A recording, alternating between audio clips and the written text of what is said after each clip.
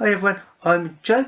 Today it's time for me to do a video talking about the Culture Universe written by Iain M.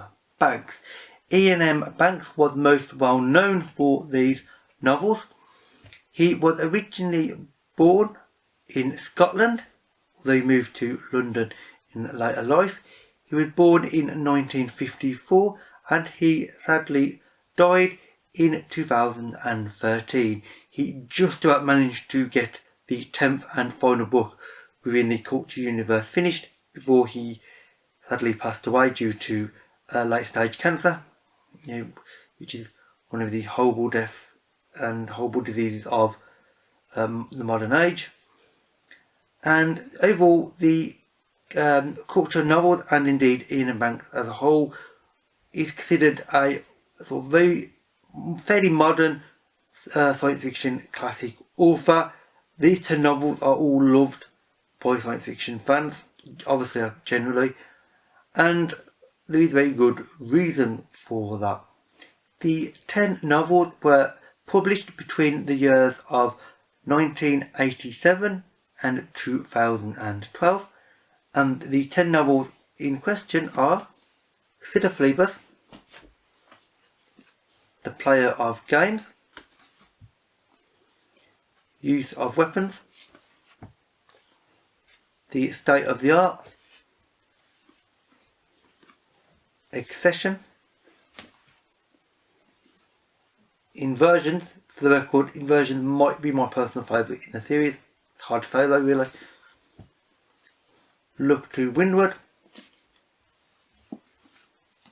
Matter, Surface Detail, and finally the Hydrogen Sonata. So, first of all, this is a 10-book science fiction series.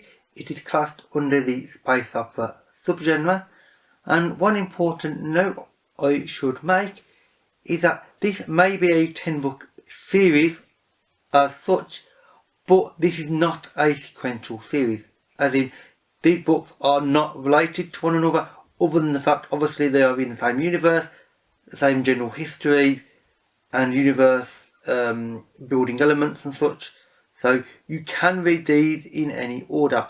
I have only read them once all the way through. I read them in publication order, ending with this one. Now, there are multiple trains of thought on which is the best or most efficient way of reading them. I'm not going to suggest a reading order to you. I personally read them in publication order, ending with this one as I said, and starting with Consider Phlebas. At the time, that just seemed most logical to read them in publication order, because that way I thought I would get to see the evolution of Iain M. Banks' writing style, how he develops his worlds and writing and characters and such. It seemed to work out well for me, but there are other trains of thoughts which are all perfectly valid as well. So this is more of a personal preference really than anything else. So I'm not going to suggest a reading order to you. So first of all, I will talk about what actually is the culture. So essentially, the culture is humanity in the very far future, tens of thousands of years from now. Essentially, we have sped to the stars, as is often the case with fantasy of this style, science fiction of this style in fact, and we have developed incredibly advanced technology. We have near limitless resources, and indeed the books do focus on that, because we can get resources from asteroids, meteors, other worlds, moons, that sort of thing. So we have almost limitless abundance of materials to do whatever we want with. So as a result, that society, which is no longer really human in any sense now, because it's so different and it's evolved in such a different way that you can't compare it to our society today in any sense really, other than being humanoid, but that's pretty much it. As we have evolved into society that values its leisure time and its free time above all else, because nobody really has to do anything unless you want to. It's more about personal choice, and a society where it focuses on personal freedom to an extreme level. In some cases, indeed, this is something that I have a little personal legal with throughout the books, is that how does actually think it get done with the fact that nobody ever has to do anything, strictly speaking, if they don't want to. It seems a little bit impractical, that having this much extreme freedom. But the ideas of what Banks uses this world to discuss and such are so powerful and so in depth that frankly that is something that once you pass the first book you can almost forget that, and that's only something that I personally thought of more once I'd read all 10 novels. Now, in the culture universe, they are not the only intelligent species out there, and in fact they are not the most intelligent by any way. There are multiple other species in our galaxy, of which we have got some good terms with, some bad, and some fairly neutral. You know, it's a mixed bag as always. And the books often feature a different civilization or a different alien species in each book. Some of the species do repeat, but not that many. It's generally a case of introducing a new species to promote a certain point. Obviously, the books are almost always in very different regions of space because humanity has spread out and the culture has spread out very, very widely indeed. So it's not like it's all happening in one small corner. The culture is a very expansive civilization spread out between obviously only worlds that they actually can live on, because not all planets are livable, of course, but with extremely high gravities and toxic atmosphere, that sort of thing. So they've had to spread out to whatever planets they are able to colonise. Of course, terraforming happens, but you know, it's not a quick process. And overall, this is a very expansive and a very well explored civilization, frankly. Now, due to the fact that this is such a wide-ranging civilization, Banks does one major thing with these novels, and that is he explores different facets and different aspects of both humanity and of culture itself, not the culture, but culture in general. And he does this by basically creating situations for the culture to have to deal with, or a particular faction within the culture. There are certain factions, and you know, there is essentially a government.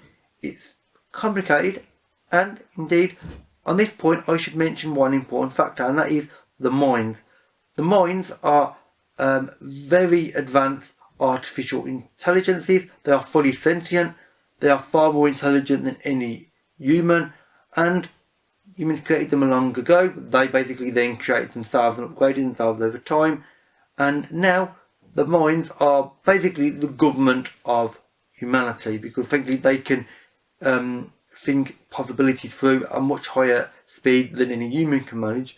And considering that this has worked out fairly well for the culture so far, the culture civilization is quite happy to have the minds essentially dictating and sort of telling them, you know, what the sort of rules and regulations and that sort of thing are, to become the government in full. Strange situation having a computer government. You know, it's been used before in other science fiction, but in this case it's a very good one, and it's a curious one because the minds are very much not human, but the way they speak, you would almost forget they are sometimes, and there are times when, and indeed it happens in pretty much every book, I think, where you'll have a group of minds having a conversation. It reads almost like a internet chat room of sorts when you're reading this conversation, and they're just really interesting and quite amusing in general. Now, the different takes and aspects of humanity that Banks focuses on is because of the fact that there is very little issue with resources, as I said. So when resources are no longer an issue, what as a species do you strive to achieve? You know, hopes, dreams and fears. These are three questions that tend to take up most of the thought of humans today and in the future. However, when you have limitless resources, those hopes, dreams and fears become very easy to achieve, relatively speaking, because there's no wars due to lack of resources or wanting the same thing. If you want something the same as somebody else, you just get the resources for it and make it. There's almost limitless variety, so there's very little conflict, at least openly. Of course, there are always people that want to involve themselves in the acquisition of wealth, resources and power and control. Ultimately, most things in our own society today is to do with power and control.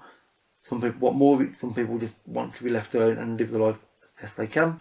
And indeed, this is an area that Iain and Banks does well, because one area that feeds into this is his world building. Banks is known in the culture universe for doing very strong world building. He creates remarkable and varied, very much science fiction worlds, very strange environments. They all work within the confines of individual novels. They're all described well, and they work very well for the individual plot lines of each book. The characters, of which he's also quite good at, although not quite as good as the world building, I personally feel, is also strong. The characters are generally, for the most part, sort of strong in terms of their motivation and their ability to fit into the world that Banks has placed them in.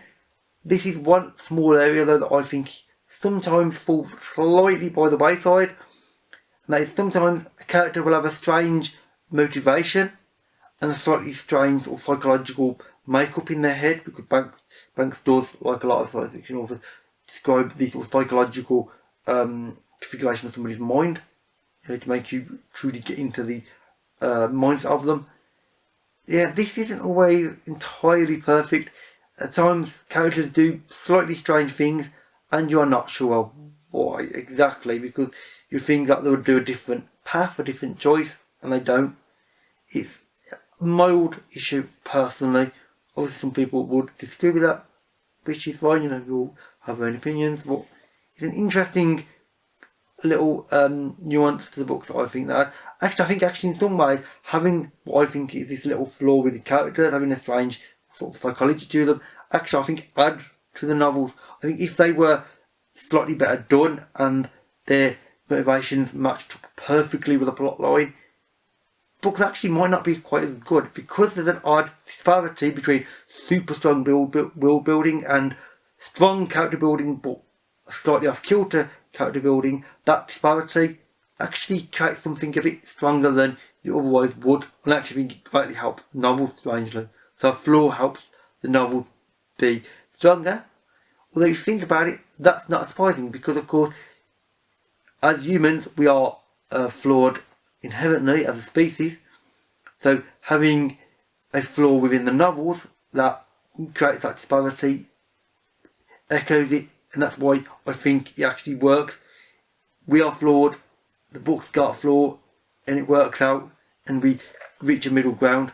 And indeed, a middle ground is an interesting point, because that is where Banks manages to do a lot of his writing, in terms of he manages to write strong world building, strong characters, strong plot lines. The plot lines are always very well thought out.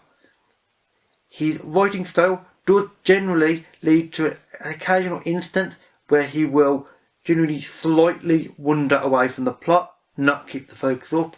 He doesn't do it often, but occasionally it happens. Mostly it is for a particular purpose, however. That's not normally obvious until the very end of the novel. However, there are a few times in a novel here or there where he'll wander off the point, and I still, obviously remember I've only read through the series once, cannot figure out why he focused on a particular element that didn't seem to add anything to the plot or world building or anything. It was just a strange situation that he thought, oh, let's add this odd situation here. Doesn't do it often, but it happens a few times. Generally in the earlier novels, however, I feel as though he's more focused in the earlier novels. and it's like the characters. It might be a mild flaw, at least I see it as that, but it does add to the novels overall, and actually I think it actually makes them stronger, having these odd little diversions, because they are only very rare. So having pretty much one diversion a novel is interesting and makes you sort of think, personally. I mean, I didn't think it when I was reading them, I have to admit, but later, when I was towards the end of the novel, and once I finished, and obviously in creating and thinking about this video, I suddenly realised actually it does add to it, it builds up.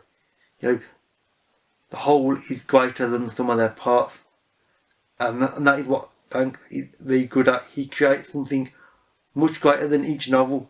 You know, the novels are strong, the concept of the culture is stronger. Now, some of the concepts that Iain M. Banks explores are, unsurprisingly, and probably the most obvious one, is politics. Politics and science fiction have always gone together. If anybody says different, then they're deluding themselves, frankly. Science fiction authors always use their settings, obviously often fantastical and such, to echo elements of real life politics, and Banks is no exception to this. He is exploring politics on every leaning, both left-wing, centrist and right-wing politics he explores. I will admit he probably explores the left-wing politics maybe fractionally more than either the centrist or the right-wing, although obviously you always have to take into account of where the author was living and, you know, their upbringing. You know, Banks was within the UK, and his political leanings was obviously more left-wing because the UK is slightly more left. You might not think it at times, but it actually is. So therefore his exploration of slightly more left-wing politics is to be expected, same as any author. You know, if they live in a country where they have a slightly more right-wing, a more extremist government, you're going to probably explore that particular element of government and ruling style more than any other. And indeed, that's another element that Banks explores, because as well as politics, you can have government which is separate from politics. I know that you always think that they are one and the same. Not always. And Banks does differentiate between politics and government. Sometimes they are the same, not always.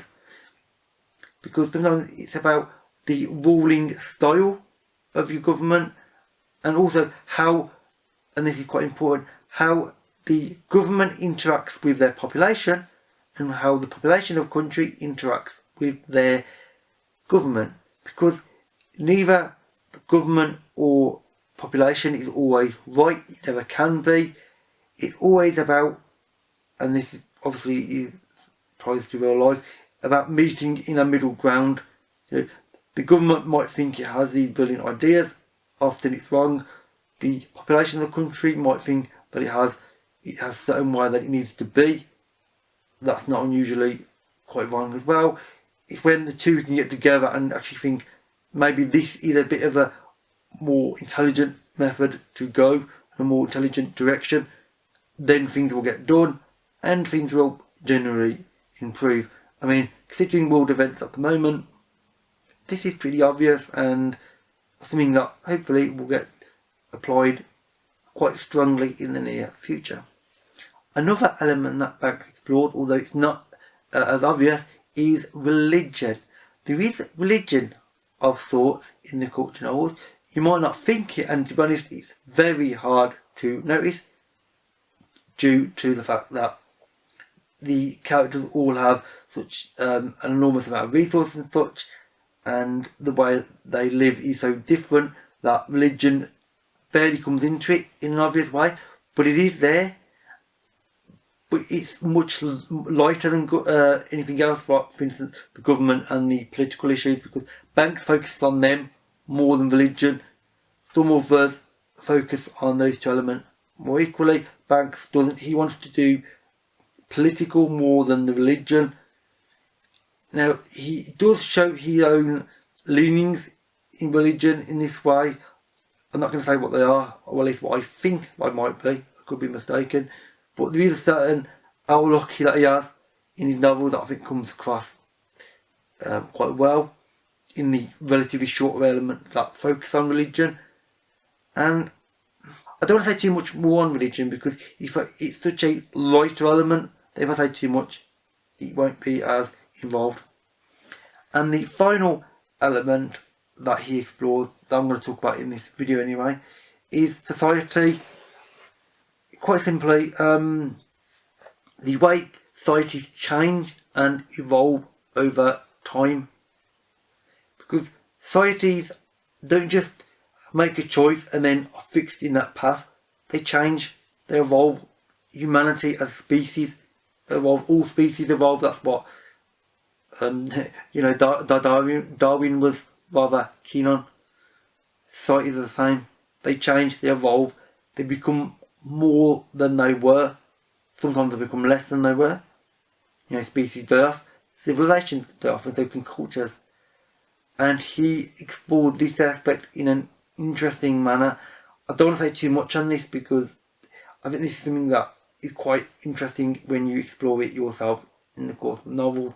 But suffice to say, they are very worth reading for that reason, and I would highly recommend them. And that is actually all I'm going to say about the culture novels in general. There is much more I could talk about, but I don't want to give away any spoilers, and I think the culture novels are such a incredible world and experience to have that I don't want to spoil anything for anybody watching. I personally went into these knowing very little about what they were. I mean, if you watch this, then you'll probably go into them knowing more than I did, because I didn't know any of what I've been talking about. But I think learning for yourself about what the culture is and what it's capable of and what Banks discuss is frankly remarkable. And overall, I would highly recommend any of these novels. Remember, you can start with any novel in the series and they will work out for you. Anyway, if you've read any of the culture novels, then please leave a comment. You can have a discussion on any element of them you wish. Obviously, I'm no expert for the record side. There are people out there that obviously know way more than me. I know this. And with that said, that is it for my video. Oh, and I did 9 individual reviews of the culture novels. I didn't review the short story collection amongst them because I couldn't think of what to say at the time. I will link those 9 reviews in the description box below, as well as all my social media links. That said, that is it for this video. So thank you for watching, and I'll see you in another video. Bye for now.